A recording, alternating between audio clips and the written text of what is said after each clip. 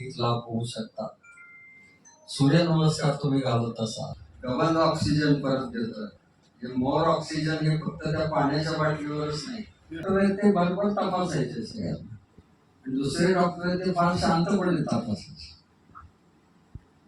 पण काही काळानंतर असं लक्षात आलं, जे शांतपणे तपासत होते त्यांचा व्यवसाय चांगला चालला आणि त्या डॉक्टरांची तब्येत चांगली राहिली. हे दोन्ही गोष्टी झाल्या. माणसाला औषधानच बरं वाटतं असं नाही, मानसिक दृष्ट्या सुद्धा लागतं.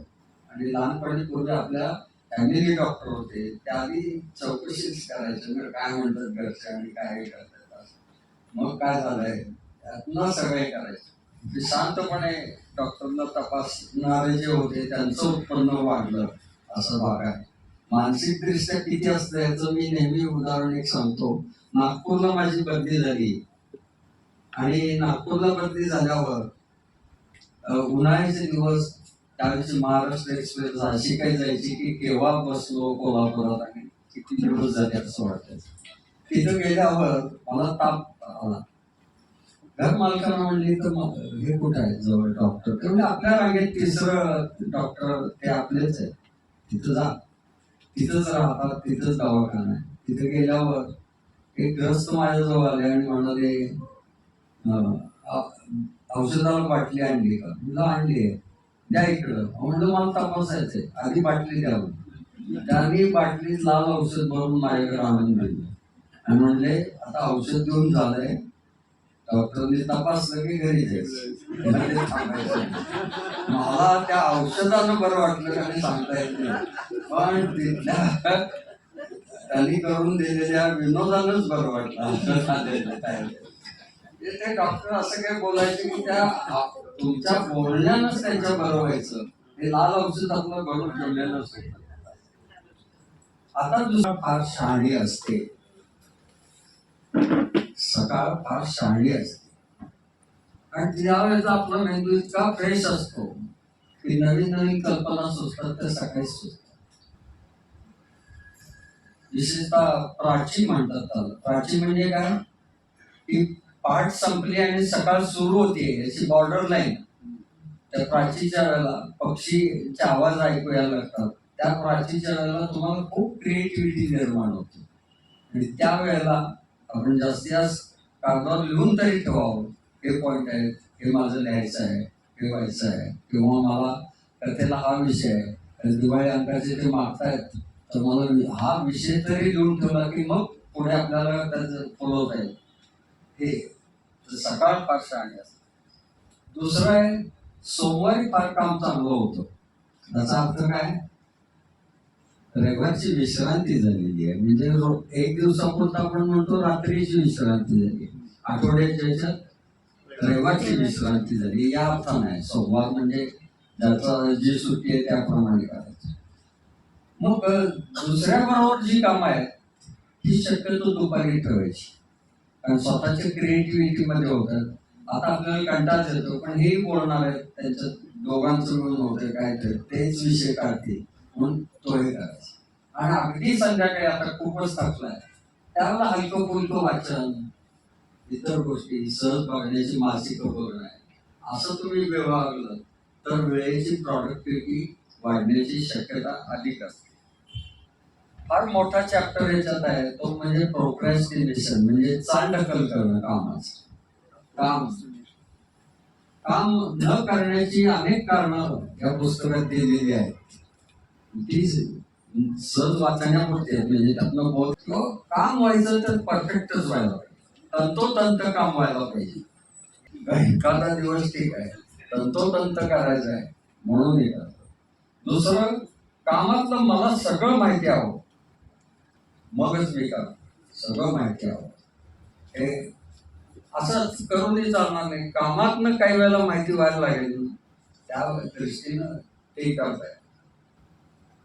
तुम्हाला पूर्ण सुरक्षित राहायचं असेल, त्यातलं वाक्य नीट ऐका, तुम्हाला पूर्ण सुरक्षित व्हायचं असेल तर तुम्हाला इतिहासाच्या पुस्तकात स्थान मिळणार नाही. म्हणजे कोणी तुमचं स्मरण करणार नाही, तुम्ही मोठे होणार नाही, हा त्याचा अर्थ आहे. अजून काही जण काय करतात, काम न करायला, मला या बाबतीत मत घ्यायला पाहिजे. म्हणजे आता करायचं नाही, पोस्टपोन करायला मत घ्यायचं. हुशार एक्झिक्युटिव्ह असतात, त्यांच्यापुढे युनियन वगैरे फार मांडायला लागल्यावर त्यांना हा विषय फारच महत्वाचा आहे, आपण याच्यासाठी एक समिती स्थापन करू. म्हणजे काम न करण्याचा मार्ग म्हणजे समिती स्थापन करू म्हणायचं आहे. तर अजून एक काही काम न करायचं कारण म्हणजे अपयशाची भीती, विशेषतः हे पब्लिक स्पीकिंग मध्ये फार होत. आता जर म्हटलंय ना की आज तुम्ही जरा बोला, तर यांचा याच्यात मध्ये लक्षच लागणार नाही. आता मी काय बोलू कसं, म्हणजे उदाहरण म्हटलं हे वाक्य असू शकते. तर माणूस का तयार होत नाही एक सभेत कसं बोलायचं, तर फजिती होईल, फजिती. आचार्य अत्र्यांची फजिती झाली होती सासवडला. वर्गात गोष्ट सांगायला उभे राहिले आणि एक होता कोल्हा आणि एक होता नाही कोल्हा होता आणि एक होता सिंह, नाही आधी होता सिंह. मुलं हसायला लागल्यावर ते सिंह कोल्हाच्या पुढेच जाईना, झालं झालं झालं म्हणायचं एक होतं जा. आणि इतके सगळे हसायला लागल्यावर त्यांनी शेवटी झालं असं म्हटलं आणि वर्गाबाहेरच पळाले. त्याचं वर्णन त्यांनी केलंय. पूर्वी प्रातर्वेदीला लहान मुलं रस्त्याच्या कडेला बसल्यावर ज्याप्रमाणे आईला हाक मारायचं झालं, तसं म्हणजे माझं संबंध शाळेमध्ये नाव पडलं, झालं आलं रे, झालं गेलं रे. पण अत्र्यांना मामांनी पुण्यात आणलं आणि ते म्हणजे भावे हायस्कूल मध्ये काही कोणाला माहिती नाही माझी फजिती झाली. सासवड मध्ये त्यांनी ठरवलं होतं की याच्या पुढे आपण काही भाषण करायचं नाही, भाषण हा भीषण प्रकार असून आपल्यासाठी नाहीये. पण भावे हायस्कूल मध्ये ते म्हणले आता करायचा. वक्तृत्व स्पर्धेत भाग घेतला. हनुमान टेकडीवर जाऊन जोर जोरात म्हणायचे, जिजाऊ बाई तुकारामाची बायको जिजाऊ कशा होती म्हणताना अशी मुठ आवळून हे करायचं. आणि प्रत्यक्ष वक्तृत्व स्पर्धेच्या वेळेला त्यांनी जी काय अशी मुठ आवळली कशा होती, त्यावेळेला परीक्षकांच्या अंगावर जो काटा आला तो म्हणजे मला दिसला. आणि सांगायला नको पहिला क्रमांक आला. आणि ज्याची सुरुवातीला फजिती झाली ती हे महाराष्ट्रातले लाखाच्या सभेला खणखणीत आवाजात उद्बोधन करणारे असे वक्ते झाले. पु ल देशपांडे एवढे मोठे वक्ते झाले पुढे, पण पहिली फजितीच झाली. ते बोलायला उभे राहिले तर त्यांच्या आजोबांना कौतुक नातवाचं, मग त्यांनी त्यांना एकदम सुरू करायचं उचलून टेबलावर उभं केलं मुलाला, म्हणजे सगळ्यांना आमचा हा मोमेंट दिसू देत म्हणजे. आणि त्यामध्ये एकदमच घाबरले. आणि मी तुम्हाला अभिमन्यूची गोष्ट सांगणार आहे. लोक कौतुकाने हसले, त्यांना वाटलं आपलं काहीतरी चुकलं. हसताय काय, अभिमन्यूंनी लढाई केली. लोक जोरातच हसायला, त्यांना काय कळत ना आता सगळ्या हसतात म्हणून त्यांनी शेवटी टेबलावरून खाली उडीच मारली. आता माझी दूध प्यायची वेळ झाली, मी चलतो. अपयशाची भीती म्हणून हे थांबले नाहीत, हे महत्वाचं की मी अजून प्रयत्न करेन, अजून लोकांना काय पाहिजे, दिलेला वेळ काय हे करून मी तयारी करेन. आणि त्यातनं आपल्याला वक्तृत्वाचा एक उदाहरण घेते.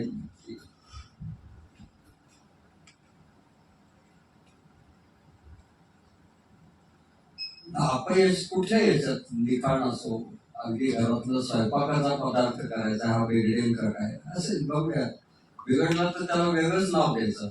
नवीनच हा केलाय, आतापर्यंत कोणी केलं नव्हतं.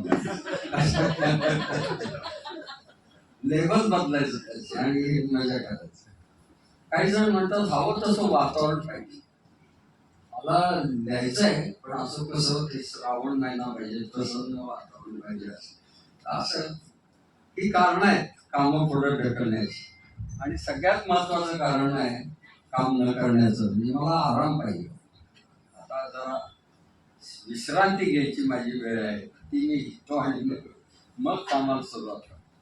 त्याच्यासाठी या पुस्तकामध्ये एक मार्ग दिलेला आहे. तो काय दिलाय की तुम्हाला जे काम हे न करण्याची कारण आहे ती दोन कारण याच्यामध्ये विभागायची. पहिला आहे ते ताठर समजूत, रिजिड रिजिड मला बिनचूक काम हवंय. बिनचूक काम झालेलं मला आवडेल. थोडा आपल्यात बदल केला विचारात. मला दुसरं या बाबतीत मला संपूर्ण माहिती हवी असं जे म्हणत होतो, ते या बाबतीत सर्व माहिती कळल्यास जरा बरं होईल. थोडा आपल्या विचारात बदल. मला मदत हवी, मला मदत मिळाली तर बरं होईल. मी नापास होता कामा नये. मी नापास न होणं मला बरं वाटेल. माझ्या म्हणण्याप्रमाणेच हे व्हायला पाहिजे. माझ्या म्हणण्याप्रमाणे काम करताना मला बरं वाटेल. मी टेन्शन खाली, प्रेशर खाली, दबावाखाली हे काम हो म्हटलं तर दबावात राहणं काही वेळेला मी पसंत करतो, कारण त्यामुळे कामं होतात. या वेळेत हे करायचं आहे. म्हणून हा पहिला टप्पा पूर्ण केला की दुसरा टप्पा खाली काय म्हटलेलं आहे, लवचिक समजुती परंतु शब्द वापरा. नाही झालं तरी चालेल, मी सुरुवात करणार म्हणा. हा एक्सरसाइज आपण आता इथे करणार नाही, तर काय 2-3 तास हे सगळे करत बसतो तर होईल. पण ज्यांना इंटरेस्ट असेल त्यांच्या संस्थेत असा वर्कशॉप घेतला तर आपण प्रत्यक्ष करून यातलं बऱ्याच गोष्टी घेऊ शकतो. तर दुसरा टप्पा काय, लवचिक समजुतीत परंतु शब्द वापरायचे. आपल्या ज्या ज्या काम न करण्याचं वाक्य लिहायचं आणि मग म्हणायचं परंतु शब्द कसा टाकायचा. तो टाकला की जरा कामाच्या बाजूला आपण जायला लागतो असं आहे. आणि चाल ढकल कमी करण्याच्या 10 युक्त्या याच्यात दिलेल्या आहेत त्या पुस्तकात. प्रोक्रेस्टिनेशन 10 युक्त्या. आपण जरा थोडस वरच ठेवायचं की मग ते फार मोठं घेतलं तर मग सुरूच करत नाही. त्याच्यापेक्षा एवढं तरी सभेत बोलता आलं पाहिजे. सभेत बोलता आलं पाहिजे. त्यांना माझी गोष्ट सांगेल आणि जमतंय की मला, मग 5 नंतर म्हणेन जरा आता उभं राहून बोलूया, किंवा मी पहिल्यांदा वाचून दाखवेन. वाचणं सुद्धा कला आहे ना, असं नाहीये की सोपं. वाचताना कुठे श्वास घ्यायचा आणि कुठे थांबायचं याला अशी उभी रेख द्यायची असते. शेवटचं ओळ आहे ती इथं शेवटचं वाक्य कागदावर पूर्णपणे यायला लागतं. आकाशवाणीवर जर गेला तर ते तिथं कागद ओला माग उलटून टाकताना सुद्धा आवाज होणार नाही याची काळजी घ्या. नाहीतर काय होतं, जर इथं लिहिलेलं माहित नसेल. मला आज आपण बोलवलंय त्याचा खूपच आनंद झाला. असा आनंद विभागून चालत नाही.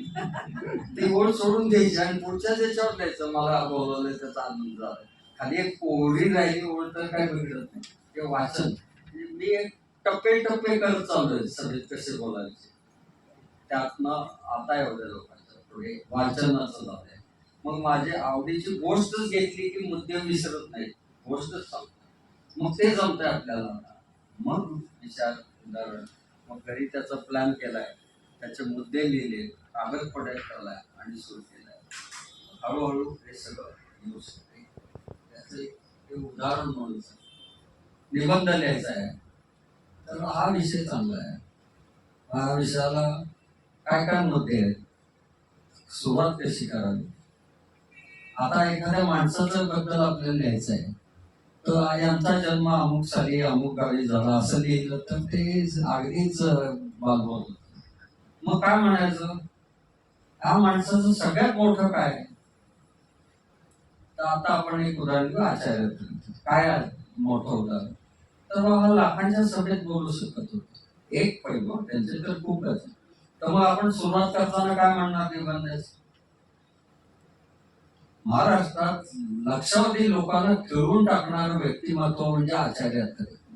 अशा आचार्य अत्र्यांचा जन्म सासवड या गावी अमुक साली झाला. मग तुम्ही म्हणजे जन्म झाला हे लिहायचंच आहे सुरुवातीला, पण लोकांना खेचायसाठी तुम्ही हे केलं की विचारशक्तीने एक एक गोष्टी पूर्ण करता येतात कुठल्याही.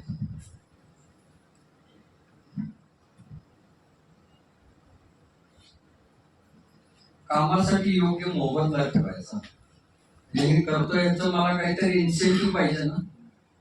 वैयक्तिक याच्यात म्हणून मला प्रसिद्धी मिळेल, मी चांगलाही तर होईल, पण बाकीच्यांना समजा तुम्ही ऑफिसमध्ये तर या लोकांना तुमचं हे काम झालं तर त्यांना बोनस मिळणार आहे, हे काम झालं तर तुम्हाला अमुक गोष्टी मिळणार आहेत, ते आपण सांगतो. इन्सेंटिव्ह त्याला दिला तर काम चालतं.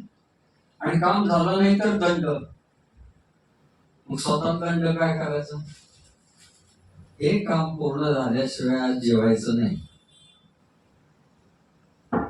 कोण जेवण सोडतंय? त्याच्यात काम पूर्णच करतोय, चला करूया म्हणतो. म्हणजे स्वतःलाच एक दंड असं ठरवून द्यायचं की या वेळात मी हे करेल. अंदाज आहे हा नेहमी दुप्पट ठेवा. मला वेळ इतका लागेल असं मनात ठेवा आणि त्याच्या प्रत्यक्षात मात्र तो आधी झाला तर उत्तमच आहे, पण कामाला लागा. कामाला लागा हे त्यात दिलं आहे. अवघड भाग आहे तो आधी पूर्ण करा, म्हणजे मग पुढचं सहज होऊन जात. या कामाचा हा भाग जरा अवघड आहे, तर त्याच्यावरच मी अटॅक करून तो पूर्ण करेन. आणि मूड बदलण्यासाठी मधनं काही करा. कंटाळा येतो ना सारखं, तुम्ही जरा फिरायचं. आता काय मला अभ्यास करायचा आहे, अभ्यास करायचा म्हणून मी नोट्स काढतो, पण पाठ दुखायला लागली, रग लागली, तर मग मध्ये जाता तो भाग मी फिरून वाचेन. फिरलोय किंवा सगळंच बाजूला ठेवलंय आणि मध्ये फिरून आलोय. काही वेळेला मुलगी आईला म्हणते की आई मी इकडे अभ्यासात आता इतका केलाय की मला आता भीती वाटते, मला उद्या पेपरला हे लक्षात येईल का नाही. आई मग काय सांगते, ते सगळं बाजूला ठेवा आणि जरा बाहेर फिरून ये. मूड बदलला तरी तुमच्या वेळेची प्रॉडक्टिव्हिटी वाढू शकते असं. आणि कार्यरत माणसामध्ये राहा, तुम्ही कामात राहाल. मोठं काम छोट्या भागात विभागा आणि एका भागावर लक्ष केंद्रित करा. म्हणून आपल्याला काय करणं, तुमच्या मनात आलं मला लेखक व्हायचंय, पुस्तक लिहायचंय, मग मला कुठला हा विषय करायचा, तर पहिलं काय करायचं, अनुक्रमणिका लिहून काढायची, इंडेक्स. आणि मग त्यातला सोपा भाग कुठला वाटतोय त्याचा लेख आधी लिहून टाकायचा, मग हा करायचा. साष्टांग नमस्कार नाटक आचार्याकडे लिहिलं, त्यांनी पहिला अंक प्रथम लिहिला, तो त्यांना अगदी भावलेला होता. आता पुढचं काही जमत नव्हतं. मग काय केलं, याचा शेवट कसा असला पाहिजे की जाताना रोपा नाही पाहिजे, म्हणून त्यांनी तिसरा अंक लिहून ठेवला. आणि दामांना जशी सारखंच विचारायला लागले नाटक कुठपर्यंत आलं, प्रॅक्टिस झाली, तेव्हा मग दुसरा अंक ते लिहिले. जे वाटतंय आधी सोपं घेतलं, नंतरच ते घेतलं, मध्ये हे घेतलं, असं आपल्या सोयीने कामामध्ये विभागणी करायची आहे. आणि लागणाऱ्या वेळेचे तुकडे करा. पण कठीण परीक्षा असते, त्याचं मी 12 वर्ष परीक्षक होतो आणि पेपर तपासायचे. इतकं कंटाळवाणं काम होतं पेपर तपास. तेच वाचायचं आणि मार्क द्यायचे त्याच्या. आणि ते मन पुढं ढकललं जायचं. पण ती वेळ यायची की त्यांची सनसेट लाईन म्हणतो आपण, की त्या वेळेच्या आत त्यांना द्यायचं आहे. मग त्यावेळेला कसं करायचं, तर आता त्याला स्पीड यायला बाजूच्या कागदावर हा पेपर तपासायला सुरुवात कितीला केली, 8:05 पुढचा 8:10. मग ते 5 मिनिटात होतंय का नाही प्रत्येक, त्याच्या आतच ते वाचलं पाहिजे. असं करत इकडं मांडत गेल्यावर पेपरचा गठ्ठा संपून जायचा. त्या कामाचे तुकडे करा. या वेळात मी हे करेन, या वेळात हे करेन, आणि सुरुवात करायची. त्यातला जो एक्सरसाइज आहे हा नंतर केव्हाही तुम्ही करा. तो काय पुढे तो ताकद समजून. आता खरी मजा आहे पुढे, ती म्हणजे वेळेचा सदुपयोग करायचा असेल तरी त्या कामाला अर्थही दिला पाहिजे. की मी का करतो, मगाशी मी सांगितलं बँकिंग इज 2 in 1. नोकरी म्हणून करतो, तर मी समाजसेवा करतो, नाही समाजसेवा. मग संध्याकाळी मित्र येतात त्यांच्यावर, मग लिहिता तेव्हा ते दुसरं.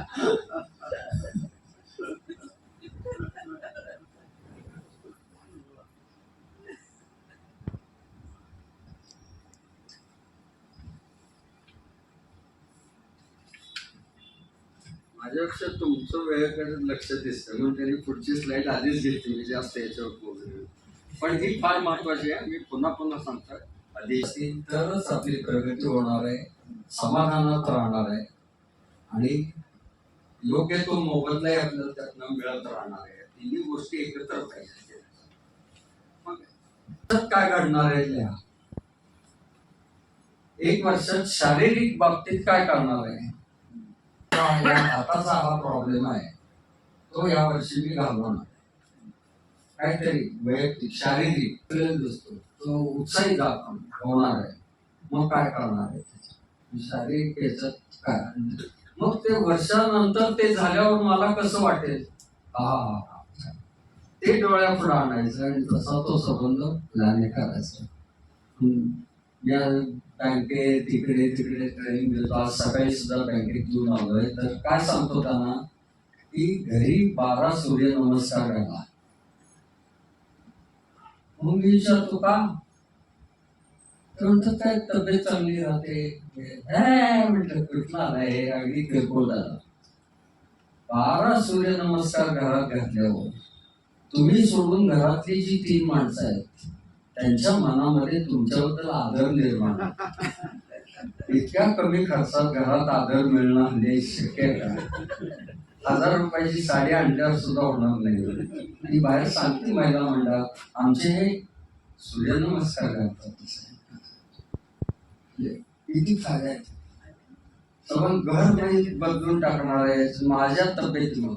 नाहीतर काय सगळ्या नातेवाईकांच्यात आपल्या मेसेज मध्ये पूर्वीच्या बाबतीत बोलायचं तर पत्रामध्ये एक वाक्य ठरलेलं, नानांची तब्येत काय म्हणते. ते नाना आपण व्हायचं नाही. काय म्हणजे आमच्याबद्दल तब्येतीशिवाय काही नाहीच.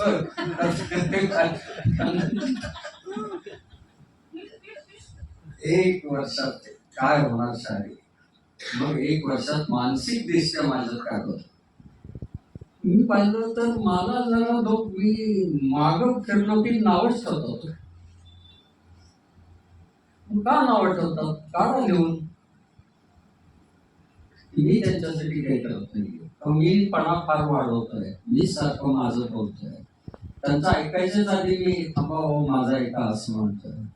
मग ह्या गोष्टी लिहून काढल्या मानसिक दृष्ट्या माझ्या काय काय बदल करता येतील ते करायचं. पुढचा भाग त्यात दिलाय तो सामाजिक. मित्रांसमोरचे आपले संबंध. मित्र कोण आहे? अपेक्षा नसताना जो तुमच्यासाठी काही करतो तो मित्र आहे. अपेक्षेने करणार आहे ते काही मित्र नव्हे. ते कितीतरी अनेक माणसं असतात. तो व्यवहार असतो. इथं अपेक्षेश नसता नाही करतायत. म्हणून मगाशी मी सुरुवातीला बोललो की मित्रांचं टार्गेट तुम्ही 5 ठेवा, 6 ठेवा. तर ते असे पाहिजे की त्याला चेष्टा केली तरी तो सहन करतोय, आजारी पडलो तरी येतोय, रात्री 2लाच मला हॉस्पिटलला न्यायची वेळ आली तर तो येतोय आणि घेऊन जातोय. हे खरं मित्र आहे. तर ते तसं आपण त्याच्यासाठी वागलं की तो आपला मित्र होतोच आहे. म्हणजे मित्र कसे तर ते 6 आणि चक्क याची वही ठेवावी म्हणजे प्रॉडक्टिव्हिटी वाढते. हे 6 याला मी फोन सुद्धा केला नाही. कसं काय करूया आणि त्याला असं नाही करायचं की चेकलिस्ट प्रमाणे आज तुझी तारीख होती फोन करायची असं नाही. तर त्या एक्झिक्युटिव्हची डायरी माहिती ना विनोद, संध्याकाळी 8 पत्नीला प्रेम करणे. म्हणजे तो कामात घरातच विसरायचं म्हणून ते लिहून ठेवलं होतं प्रेमाचं. अशी वेळ येता कामा नाही. निसर्गात असते. व्यावसायिक किंवा या वर्षात माझा टर्नओव्हर एवढा वाढला पाहिजे, या वर्षात माझा अमुक काही व्हायला पाहिजे. तर व्यवसायात त्याचं टार्गेट ठरवून ते या वर्षात काय करायचं हे करायचं. आर्थिक पैशाचे व्यवहार आपण कसे हाताळतो त्याच्यात. माणसं पैसे मिळवायला धडपड करतात पण होईल करायला काही विसरतात. का तर मृत्यू आपल्याला कुठला आलाय हे बाकीच्यांसाठी आपण कुठलं. आणि नंतर इतकं चांगलं सगळं मिळवलेलं भांडणात जात आहे पुढच्या पिढीत. तेव्हा वेगळ्या कारणासाठी मला प्रभात रोडच्या पोलीस चौकीत जायला लागलं. वेगळं कारण त्यांना म्हटलं काय मजा आहे नाही तुमची प्रभात रोडला पोलीस चौकीवर पोस्टिंग म्हणजे सगळी सज्जन माणसं काय त्रास आहे. अगदी पूर्वी फक्त म्हणजे एकदा एक आजोबा आले होते, ते म्हणजे मला मोलकरी विरुद्ध केस करायचे का, तर तिने म्हणले पोळ्या सगळ्या नेल्या म्हणून. ते म्हणले कितीचे पैसे होते, हे देतो मी म्हणून. प्रश्न तत्वाचा आहे. तर अशी प्रभात रोडची ही पोलीस होती, तिथं काय तुम्हाला कसले काय प्रश्नच येत नसतील, बसायचं छे छे म्हणले ते दिवस विसरा, तुमच्या साहित्यात तुम्ही उदाहरण लिहिताय ठीक आहे. आता म्हणले मुलगा आणि मुलगी म्हणजे भाऊ बहीण हे दोघेही अमेरिकेत असतात आणि तिथून भरपूर पैसे देऊन इथं वकील लावतात प्रॉपर्टीचे.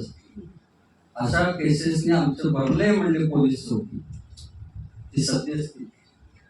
मग काय झालं, आम्ही आर्थिक व्यवहारात कष्ट करून करून करून एक एक पैसा मिळवून साठवला, सगळा हे केला आणि पुढचं वकिलाला गेले पैसे. ते जर व्यवस्थित मी विल केलं असतं तर ते भांडणं झाली नसती. म्हणजे आर्थिक याच्यात पुढं काय करायचंय, बारकाईनं विचार करायचा, त्याचा आर्थिक पैशाचे व्यवहार आपण कसे हाताळतो ते. उठ सूट जामीन राहायचं नाही. एकदा ट्रकवर जेव्हा लिहिलेलं दिसलं मला अण्णांचा आशीर्वाद, तेव्हा मला वाईट वाटलं, गेले अण्णांचे पैसे सगळे. हा सुशिक्षित बेकार तिकडं पतंग उडवतोय, ट्रक तिथं तसाच उभा आहे, काय उपयोग आहे. कष्ट करायला पाहिजे ना. अण्णांनी पैसे कुठं द्यायचे. ही 6 कामं का केली आहेत, ती अर्जंट. काही कामं अर्जंट असतात पण ती महत्वाची नसतात, आणि काही महत्वाची असतात पण अर्जंट काय, स्वतःच्या तब्येतीलाच काहीतरी झालंय आणि हॉस्पिटलला जायला पाहिजे, पण त्याच वेळेला माझी ऑर्डर महत्वाची कामाची ती करून मग जातो नाही तब्येती, तर ते अर्जंट आहे. याचा मेळ कसा साधायचा अर्जंट आणि महत्वाची, याचं मार्गदर्शन येत आहे. ही 6 कामं निवडायची. त्या 6 कामं आहेत, त्यातली मी सांगितलं 3 हे अर्जंट आहेत आणि 3 कामं महत्वाची आहेत. मग हे काम आता करणं आवश्यक आहे का हे बघायचं. दुसऱ्याच सांगून जमेल का, याचं तुम्हाला प्रॅक्टिकल उदाहरण देतो. बँकेत आम्ही बसलो किंवा एक्झिक्युटिव्हला जे मी ट्रेनिंग मध्ये सांगतो, ड्रॉवर मधले सगळे कागद बाहेर काढायचे, असा करता पूर्ण तो झाला की त्याचे 3 विभाग करायचे. जो सिन्सिअर एक्झिक्युटिव्ह आहे तो काय करतो, कामाला लागतो, वेळेचं महत्व आहे, कामाला लागतो कामाला, पण तो यशस्वी होईल असं नसतं. तो कामाला लागतो आणि 4 वाजता त्याच्या हातात जो कागद येतो तो जास्त महत्वाचा असतो आणि तो त्यानं करायचाच नसतो, तो यांना द्यायचा असतो.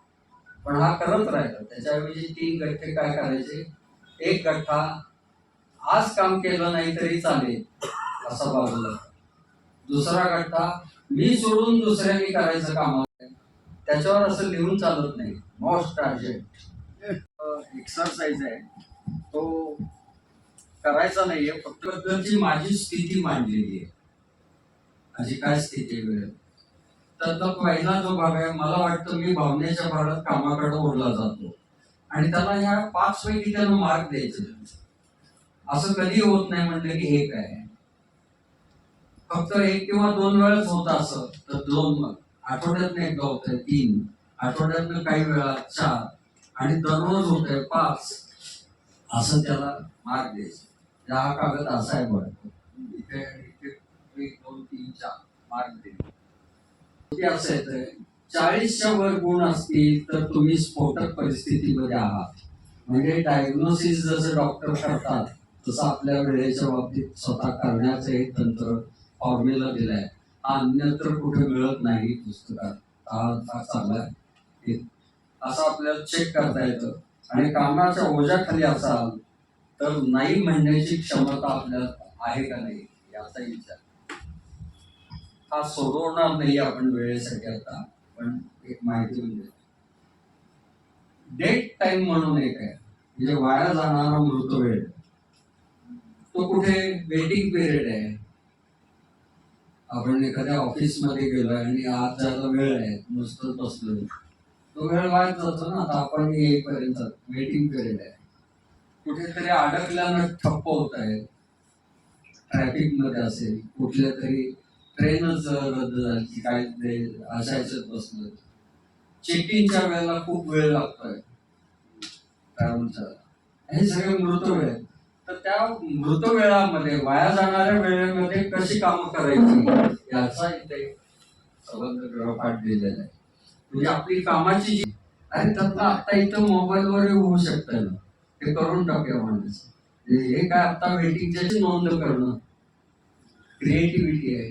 ती त्या वेटिंग पिरियड, वेटिंग हा त्रासाचा म्हणून घेतला तर क्रिएटिव्हिटी होत नाही. बघत राहिलं केव्हा येते केव्हा. बँकेत आपण म्हणतो ते वेटिंगचा माणूस जो आहे हा नॉर्मल राहत नाही, लक्षात घ्या. तो असा असतो, ते बघा नुसतेच बसले, कॅलेंडरची तारीखही बदलली, त्याला सगळं निगेटिव्ह दिसायला वेटिंग. त्यावेळेला त्याला कोण जर म्हणतं पहिले 2 दिवसच असं असतं, मला विचारलं की तो पुढच्या सांगतो काही काय आता होईल, तो आपल्या बाजूने वाद लागतो. तर वेटिंग मधली क्रिएटिव्हिटी घ्यायचं. मग चांगल्या कल्पनांची नोंद करणं, पुस्तक वाचणं एखादं त्याच काळात बरोबर घेतलेलं, स्केचबुक असेल तर स्केच बुकामध्ये काही आपल्या नोंदी करणं. ऐकायला मिळालं होतं ते म्हणजे ते आणि मुलं मुंबईला जायचे कुठे कामाला जाताना, विणकाम येत असेल तर त्याची तयारी करून जायचं, संगीताची साधनं ऐकायचं, म्युझिक ते कामाला लावायचं, बरोबर ठेवायचं. मसाज बॉल आहे, तब्येतीला मला पाहिजे हाताचा आहे तर त्यावर ते करतो. म्हणजे वेटिंग राहिलं बाजूला, मी एक्सरसाइज केला त्याच वेळात काय करू शकतो.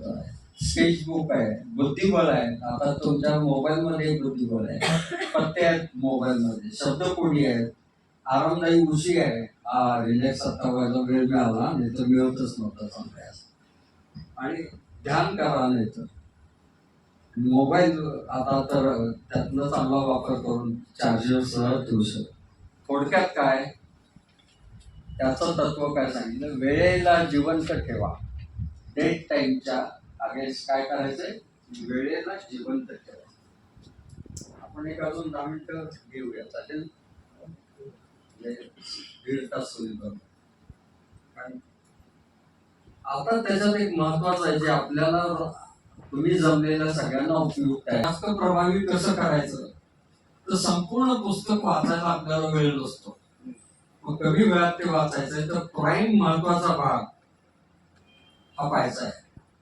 बुफेमध्ये आपण सगळे पदार्थ खात नाही, ते जे 16 पदार्थ असतात ते 16च्या 16 प्लेट मध्ये घेतलं तर लोक कुत्सितपणे बघतील आपल्याला आणि तब्येतीलाही चांगलं नाही.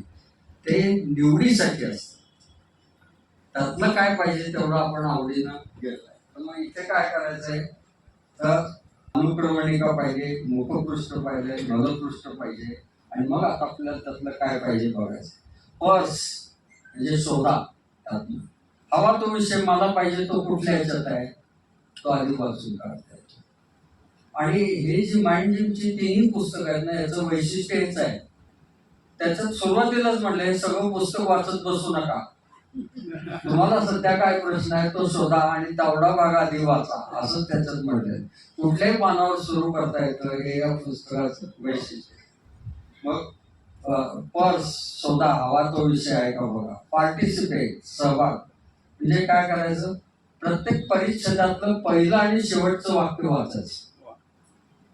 मग हळूहळू तुमच्या लक्षात येते त्यांनी काय म्हटलं आणि पुढे जायचं. मग एखादा परिच्छेद असा तो काय हा पूर्ण वाचलाच पाहिजे, मला जात नाही पुढे, आणि तो तुमचा, आणि त्याचं एक वाक्य तुमच्या वहीत लिहून ठेवा, मग ते कन्फर्म झालं.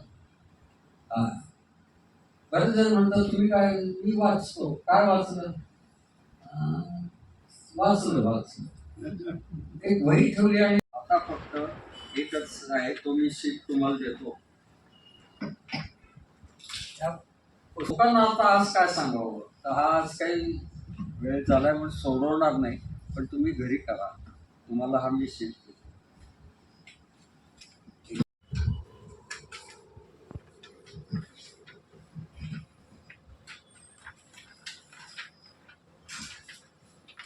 जातो कुठे हे मोजायचं आहे. हे मोजायसाठी आपण आठवडा धरलेला आहे. आठवडा का धरलाय तर रविवारी तो पूर्ण वेगळा असतो, सुट्टीचा शनिवार वेगळा असतो, म्हणून आठवड्याचे तास धरले. त्या आठवड्याचे तास किती होतात ते 168 होतात.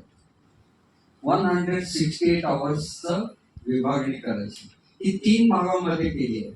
एक ऑफिसमध्ये किंवा व्यवसायामध्ये किती तास जातात ते, दुसरी घरी, तिसरा भाग आहे तो घरी कसा वेळ जातोय, आणि दुसऱ्या क्रमांकावर आहे घरी नाहीये आणि ऑफिसमध्ये नाहीये तर वेळ जातो कुठे, बाहेर आहे. या 3 विभागाचं परत दिलंय. ऑफिसमध्ये daily work, phone, letter, special काम, क्रिएटिव्ह, मोटिवेशन म्हणजे मी मगाशी सांगितलं तसं दुसऱ्यांना आधी कामाला प्रवृत्त करायचं, आणि ऑफिसला जाण्या येण्याचा वेळ. पण ऑफिससाठी वेळ जातो, पण हे सोडून कुठं जातो कळतच नाही. तो नॉट क्लासिफाईड मध्ये लिहायचा आदर. हा नॉट क्लासिफाईड आहे, हा विचार करायचा की जातो कुठे, हा वेळ माझा वाया जातो, हा मी कसा वापरेन, तो या कॉलम मध्ये बाकीच्या कसा नाही हे पाहायचं. आणि जशी पोस्ट वाढत जाईल, जसं तुमचं लिडरशिप वाढत जाईल, तशी तुमची क्रिएटिव्हिटी मोठी व्हायला पाहिजे. नव्या कल्पना देणं, नव्या ध्येय करणं, त्या सांगत राहणं, हे केलं पाहिजे. आता खालचा भाग घ्या आधी.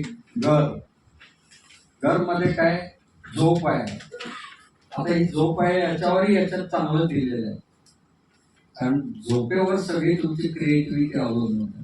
ती गाढ झोप व्यवस्थित लागली पाहिजे, त्याची प्लॅनिंग पाहिजे झोपेचं, चांगल्या पद्धतीनं कसं झोपायचं ते त्यामध्ये चांगलं दिलेलं आहे. अन्न आहे, क्लिनलीनेस, रिलिजियस पूजा वगैरे, योगासन, प्राणायाम, रीडिंग आहे, मॅगझिन, पेपर्स, पुस्तकं. मोटिवेशन हा कॉलम प्रत्येक ठिकाणी आहे, हे महत्वाचं आहे. दुसऱ्याकडनं काम करून घ्यायला तुम्ही यशस्वी झालात, त्याला इन्व्हॉल्व करून घेतलं तर तुमची वेळ व्यवस्थित वापरली असं होतं. सगळं मीच करेन, हल्लीच्या काय सांगण्यात अर्थच नाही. काय काही नाही तो सांगा, माझं मी करेन, मग त्याला लिमिटेशन झाली, तुम्ही जाऊ शकत नाही पुढे. पण तिन्हीकडे मोटिवेशन आहे बघा. रायटिंग आहे, घरामध्ये रायटिंग काय आहे तर पत्र लेखन केलं पाहिजे, ते मोबाईल सबस्टिट्यूट करू शकत नाही. कोणी पास झालंय त्याला पत्र लिहायचं. माझी मेसेज इथं आली आहे, तिचं माझ्या मावसबाईने तिला पत्र पाठवलं, काय महिला दिनाच्या शुभेच्छा, एवढंच लिहिलं होतं 7 मार्चच्या दरम्यान. तेव्हा ते कौतुक वाटलं, मला पत्र आलंय. आता काय महिला एवढंच ना, तरी पण तो पॉइंट त्यांनी काढून त्याची मोटिवेट केलं, महिला दिनाच्या शुभेच्छा. पत्रानं कायम लक्षात राहत आहे. कोणी पास झालाय आपल्यातले तर त्याला रिप जसं मारल्यावर लिहितात तसं काँग्रेट्स काँग्रेट्स काँग्रेट्स असं करून नाही. त्याला जर पत्र लिहिलं तर तो पत्र जपून ठेवतो आणि कायम त्याच्या लक्षात राहतं हे पत्र. म्हणून प्लॅनिंग आता करताना 15 दिवसाला मी एक पत्र लिहिणार असं आज आपण ठरवूया. मग आठवड्याला आलं तर उत्तम आहे. पत्र लिहायचे. टीव्ही आहे त्याच्यात काय केव्हा बघायचं हे ठरवलं पाहिजे आपण. महत्वाच्या बातम्याचं आहे तेवढं झाल्यावर पुन्हा त्याच आहेत तर पुढच्याला नको बघायला त्याचा अर्थ. फायनान्स रेकॉर्ड कीपिंग हे फार महत्वाचं आहे. घरात तुमचं व्यवस्थित फायलिंग पाहिजे, इंडेक्स करून, नाही तर घरातच वस्तू सापडत नाहीत. इन्शुरन्सची वेगळी फाईल पाहिजे, फ्लॅटची वेगळी पाहिजे, माझ्या लिखाणाची वेगळी पाहिजे, नातेवाईकांसाठी वेगळी पाहिजे, प्रॉपर्टीची वेगळी पाहिजे. त्या कपाटात इंडेक्स लावून ठेवलेलं पाहिजे. हे केलं तर तुम्हाला बऱ्याच वेळेची बचत मिळू शकते. शेवटी एक व्हॉट्सअप म्हणून मी हे केलंय. व्हॉट्सअप उघडला की तुमची 15 मिनिटं गेली तर ते त्याचे वेळच ठरवायचे. त्यामुळे काही वेळेला होता प्रॉब्लेम. मला एक जण म्हटलं तुम्ही आला नाही, म्हटलं कुठं, आमच्या घरी. म्हटलं कसं, तर मेसेज केला होता. मी म्हटलं तुम्ही कुठं फोन केला, मेसेज केला बघा म्हणून. मी म्हटलं बघत नाही रोज, आता काय करायचं. म्हणजे हे काही वेळेला प्रॉब्लेम. म्हणजे आपण आपल्या पद्धतीत हे केलं पाहिजे, उगीच त्याला करता कामा. आणि ज्याची ओळख नाहीये ते बाकीच्यांनी टाकलं म्हणून आपण बर्थडे ग्रीटिंग टाकायचं काही कारण नाहीये. सिलेक्टेड राहायला पाहिजे. हे सगळं होम मध्ये आहे. आणि आउट ऑफ ऑफिस आणि होम एक आहे. Social activities, entertainment, personal development, shopping, आणि या तिन्ही मध्ये जो आदर म्हणून आहे हा आपल्याला विचार करण्यासारखा आहे. की वेळ तर जातो आणि कुठं जातो हे मलाही लिहिता येत नाही. म्हणजे जातो कुठं, तो मी आधीच्या कॉलममध्ये कसा आणेन याचा विचार करायचा. हा एक्सरसाइज मात्र मी डेव्हलप केलाय, पण तत्व सगळी या पुस्तकातलीच आहेत, त्याच्यात घेऊन केलेलं आहे. असे आज आपण शेवटी वेळेबद्दल बोलत असताना वेळेवर थांबलेलं जास्त तर म्हणाले फारच लांब लागली असं होता कामा नये. तर या मजा आहेत. म्हणजे मी काही मार्केटिंग म्हणून म्हणत नाही. ही पुस्तकं घेऊन जर घरी सोडवत राहील तर आयुष्याला वेगळी कलाटणी देणारं सामर्थ्य माइंडची मध्ये आहे. त्यातनं आपण जास्तीत जास्त डेव्हलप व्हावं. तुमची जी मंडळं असतील, संस्था असतील, तिथेही असं वर्कशॉप घ्यायचं असेल तरी तुम्ही इथे मला कॉन्टॅक्ट केलं. त्या एक्सरसाइजवर माझा मोबाईल नंबरही आहे. आपल्याला तिथे घेता येते. तर सगळ्यात महत्त्वाचं म्हणजे मेहता पब्लिशिंग हाऊस यांनी ही आज जी संधी दिली, संधी आणि सहकार्य केलं सगळं. प्राजक्त आहे, मी संबंध पॉवर पॉईंट करून दिलं. सगळं वेळेत व्हायचं असेल तर पॉवर पॉईंटला केलं पाहिजे. अशानं ते केलं.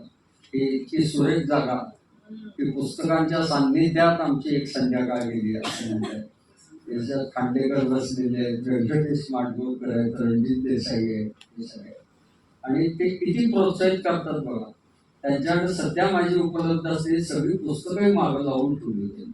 मला आल्याबरोबर मी लिहिलंय का काय बरं वाटतं. असं चांगलं जिथे जिथं संधी मिळते तिथं आपण मोटिवेशन करत असतो. आज आपल्या इथे आलेल्या लीला सरपोतदार यांचा वाढदिवस आहे. आम्ही पुढे याची विनंती करतो. आणि स्नेहसेवाच्या अध्यक्ष संगमनेरकर यांचे स्वतःचे एक ट्रस्ट आहे. त्याच्यातर्फे ते सामाजिक कार्य करतात. त्या पेनचं वैशिष्ट्य त्याच्यात कुठे प्लॅस्टिक वापरलेलं नाही. आणि पेन वापरून झाल्यावर त्याच्यात एक बी आहे, त्यामुळे त्याचा एक झाडाला जन्म देतो असं एक पेन आहे. त्यांनी त्यांना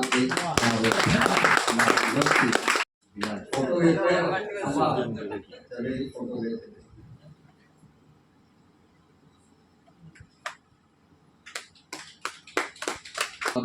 या सगळ्या राजश्री करत असतात. एवढा मोठा व्यवसाय सगळं ब्रेन म्हणून त्या इथे आहे. यांनी सूत्रसंचलन केलं. संबंध